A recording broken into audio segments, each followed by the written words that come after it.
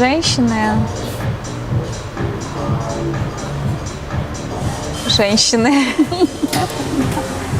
У нас очень много женщин-юристов. Очень много женщин-юристов-партнеров. Ну, к примеру, собственников, получается, бизнеса. Собственников, да. К примеру, те юрфирмы, которые представлены в международном справочнике Chambers and Partners и в Legal 500, рейтинг, международный рейтинг юрфирм, представлено по Кыргызстану 9 юрфирм, и, наверное, в половине этих юрфирм партнеры, основатели – это женщины. Да. Ну и в прошлом у нас президент страны была женщина. В этом смысле мы более демократичные. Я не разделяю так бизнес по гендерным вопросам. Если тебе нравится реализовываться, самовыражаться в бизнесе или в семье, но я считаю, что это самовыражение. Идея пришла ко мне, когда я работала в юрфирме. Мне были очень интересны многие темы по юридической тематике, по бизнес-управлению в юрфирме, но на рынке у нас не было предложений. У нас, к сожалению, есть адвокатура, учебный центр адвокатов, но проводят мероприятия, семинары, тренинги, в основном для адвокатов. Очень узкая тематика. Поэтому не было предложений. Я поняла, что эта ниша свободна. Нужно ее занимать. Удалось занять? Удалось занять, да. На тот момент, когда я создавала бизнес, первый наш тренинг, стоимость была для нашего рынка относительно высокая. И многие даже не верили, что наш тренинговый бизнес получит свое развитие. Даже коллеги, друзья, родственники не верили. Да. Многие удивлялись, что за $200 на тренинг никто не пойдет, потому что там с учетом нашей покупательской способности нашего рынка, что навряд ли ты соберешь участников и вообще это получит дальнейшее свое какое-то развитие. А в итоге на наш первый тренинг мы собрали около 50 человек. Это было 40 с лишним человек. Это была тематика по профессиональным навыкам юристов. Оказалось, что если будет предложение, будет и спрос. Темы разные. Начинали мы проводим как на правовые тематики по бизнес-процессам в юрфирме.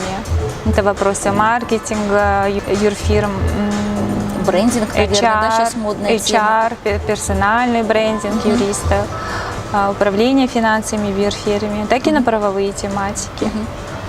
Так что мы уже работаем на рынке с 2013 года. 6 лет, 7, да? Да. Ну и самый главный вывод в моем бизнесе, что несмотря на то, что никто не верил, что если будет хорошее предложение, то обязательно будет спрос.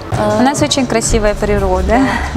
У нас 90% территории горы, причем такие скалистые горы и разнообразная природа.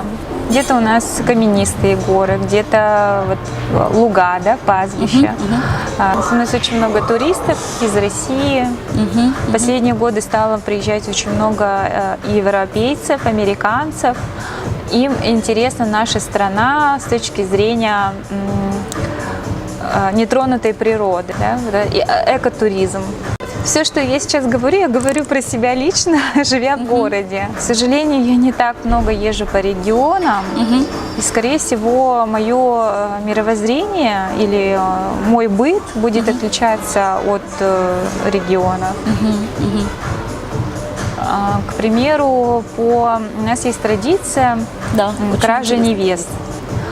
Мне казалось, что, и по идее изначально эта традиция была придумана, к примеру, если молодые люди полюбили друг друга, а чья-либо сторона не дает согласия. В этом случае молодые люди договариваются, и он ее крадет. И тогда уже родители от безысходности соглашаются, благословляют. А сейчас у нас извратили эту традицию. По статистике, как нам представляют международные организации, отчеты В регионах очень много краш против воли девушки. Для меня это лично дико. Как это вот взять, можно меня куда-то насильственно увести, заставить жить Это, человека? на самом деле, проблема, Но конечно. говорят, что есть.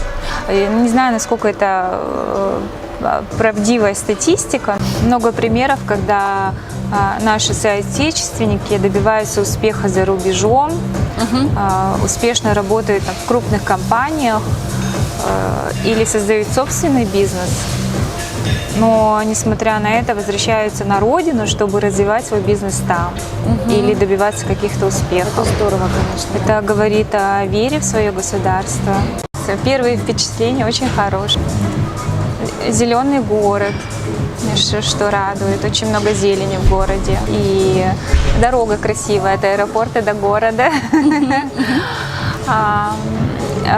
Очень чистый город, люди доброжелательные, простые в общении. Ну и очень спокойный город. Я здесь отдыхаю душой. И мужчины Да, кстати, я хочу сказать, что это взаимно. Мне прям одно удовольствие. Это уже такой откровенный, такой можем брать кадр. Нескрываемый такой интерес, куда ни пойдешь, но так с интересом смотрят, оказывают какие-то знаки внимания. Так что все очень взаимно. Конечно, мы будем рады сотрудничеству с коллегами из Беларуси. Вас тоже приглашаем. Рахмат. Да, дякую.